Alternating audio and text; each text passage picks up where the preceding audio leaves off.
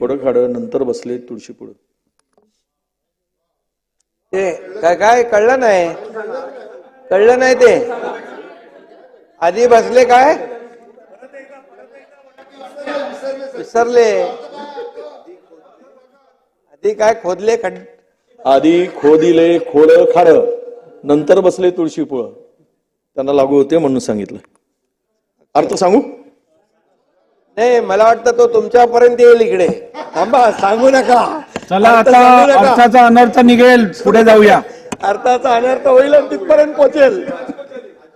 त्यामुळे महाराष्ट्र ही विजयभाऊ संतांची भूमी आहे आणि म्हणून महाराष्ट्रामध्ये अनेक संत होऊन गेले आणि आपण खऱ्या अर्थाने आता पांडुरंगाची वारी सुरू आहे. काल अजितदादांनी आपल्या अर्थसंकल्पीय भाषणामध्ये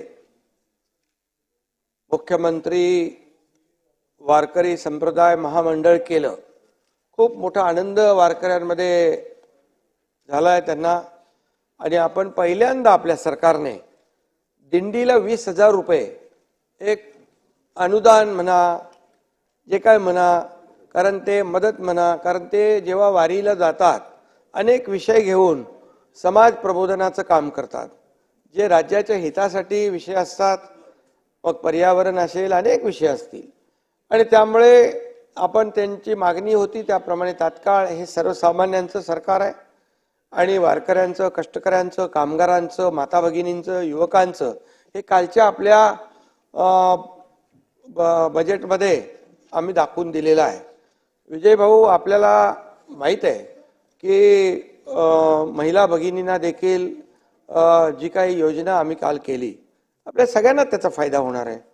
आणि आज आपला प्रपंच उदरनिर्वाह चालवत असताना, आपला कुटुंबाचा गाडा चालवत असताना थोडा का होईना त्यांना शासनाच्या वतीने एक मदतीचा हात देण्याचं काम आपण केलं आणि त्यामुळे देखील ते आनंदित झालेले आहेत. मुख्यमंत्री माझी लाडकी बहीण योजना, त्यामध्ये मग काही लोक म्हणाले अरे लाडका भाऊ कुठे गेला, तर लाडका भावाचं पण आम्ही त्याच्यामध्ये नियोजन केलं की जे तरुण आहेत, बेरोजगार आहेत, त्यांना आम्ही 10,000 रुपयाचं जे काय अप्रेंटिसशिप आहे ती देण्याचा निर्णय घेतला. यामधून त्याला कामही, नोकरी मिळाल्यानंतर त्याच्या जागी दुसरा येईल, तो ते अप्रेंटिसशिपचे पैसे घेईल.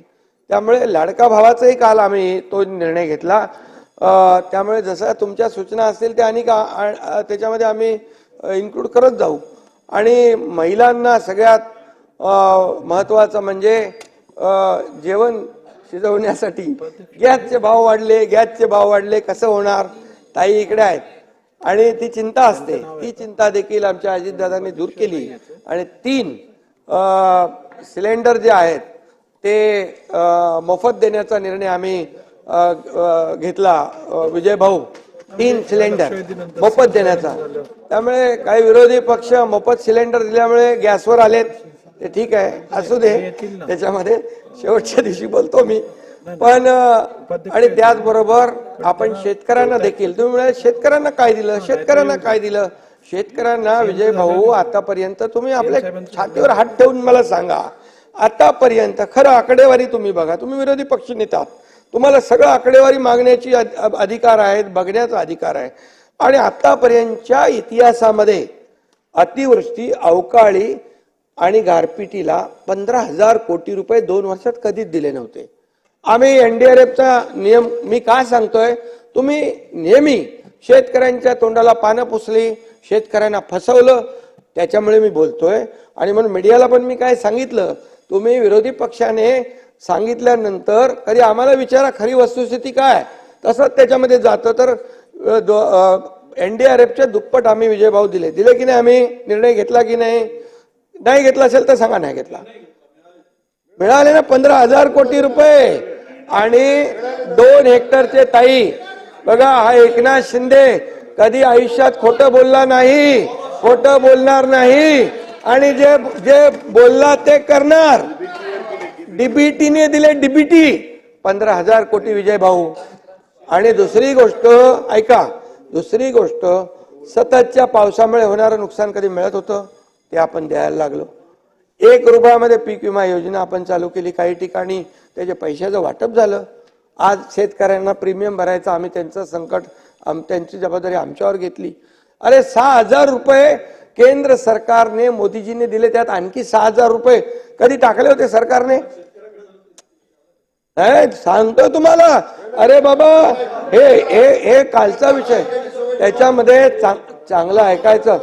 6,000 रुपये तुम्ही म्हणजे 12,000 रुपये. अध्यक्ष महोदय, हे जे खोटं बोलतात, उत्तर होऊ दे.